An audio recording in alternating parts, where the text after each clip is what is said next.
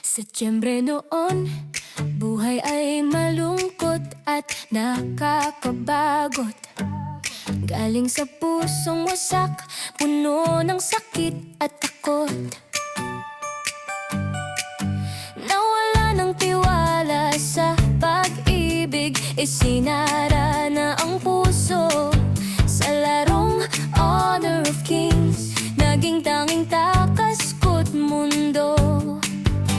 Napasok sa group chat, kalaro lang sana ang hanap. Isang bati mula sa'yo, ng high love ang bumungad. Natawa na lang ako, akala ko'y biro lamang. Di inasahang ikaw na pala ang magpupuno sa kulang.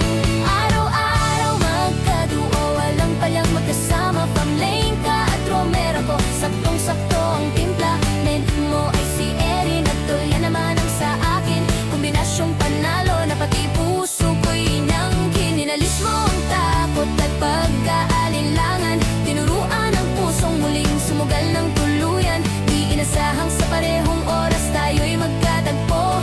Parehong naghahanap ng pag-ibig na totoo. Dito pa sa Honor of Kings natin matatagpuan ang sagot sa dalangin kay tagal inasahan.